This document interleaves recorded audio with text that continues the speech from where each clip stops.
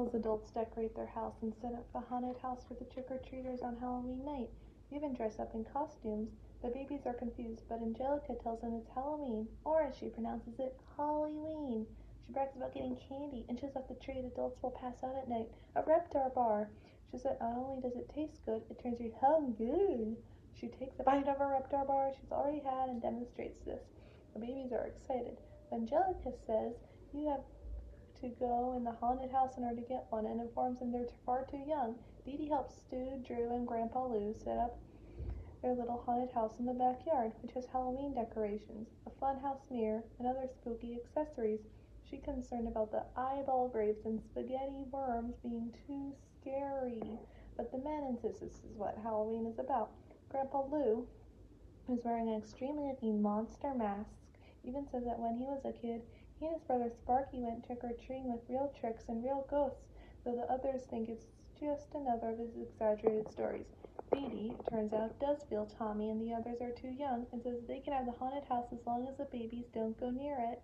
Trick-or-treating begins and the babies watch from inside. They witness costume kids going into the haunted house and coming out moments later screaming in delight and holding Reptar bars.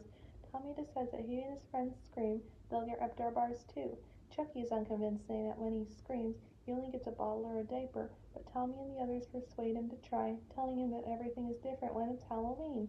They all scream as loudly as they can and are heard by Stu and Dee Dee, who assume that seeing the trick-or-treaters scared them and close the curtains, much to Tommy's disappointment.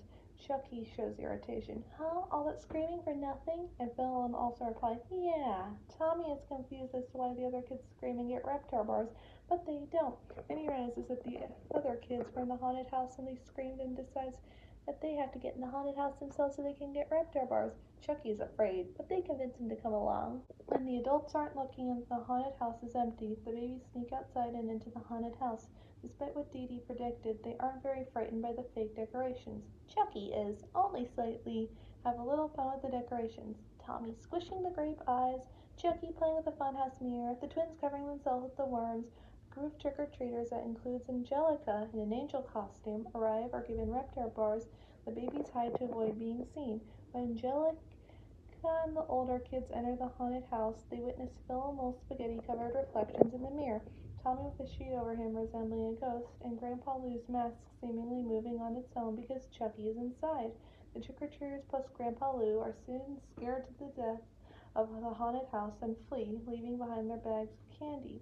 The babies come out of hiding and take the bags of candy into the haunted house where they try out the Reptar bars. Just like Angelica said, they're delicious and turn their tongues green. Outside, Lou insists to Stu and Drew that he and Angelica saw genuine monsters inside their haunted house, while Angelica demands that somebody go in and let her and get her Reptar bar. Stu and Drew doubt their fathers because of their exaggerated story he told them earlier when Angelica continues to yell, I want my Reptar bar!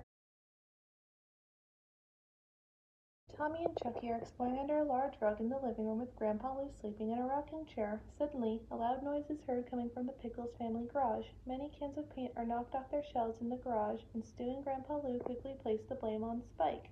The Rugrats knew Spike couldn't have made the mess as he was in the living room when it was made. The next day, Phil and Lola are over, and Tommy and Chucky tell them about the strange events of the night before. Tommy suspects the real culprit is some kind of monster. That night during a storm, Grandpa Boris and Grandma Minka are babysitting, and Grandpa Boris tells the Rugrats a story about a Jewish boy named Hiam who slays a demon monster known as a Dibuk with a special sword called a Klobbermeister. The following day, another strange event occurs, with books on top of the fireplace being knocked over like dominoes, breaking a lamp. Stu again suspects Spike, even though he's outside in his doghouse. The babies then decide to go investigate where the strange events first started. The garage. Their own versions of Klobbermeisters in their hands. Getting sneaked through the kitchen into the garage and are frightened by scary looking versions of ordinary things in the garage, including the car and a lamp. Orions are knocked over just like in the garage earlier. Living room with the lamp showing a large shadow on the wall. The shadow suddenly grows smaller and the monster is revealed to be just a tiny mouse. The garage door is open, and the grown-ups wonder how the kids got in there, with Stu becoming scared of the mouse and yelling for Spike to come and scare it away. Spike does indeed scare the mouse away, and the kids wonder if they will ever see the mouse again. Items are knocked off the shelf in the garage, and Stu yells to Dee Dee that it's happening again. Tommy then gets excited, saying, "He's back!"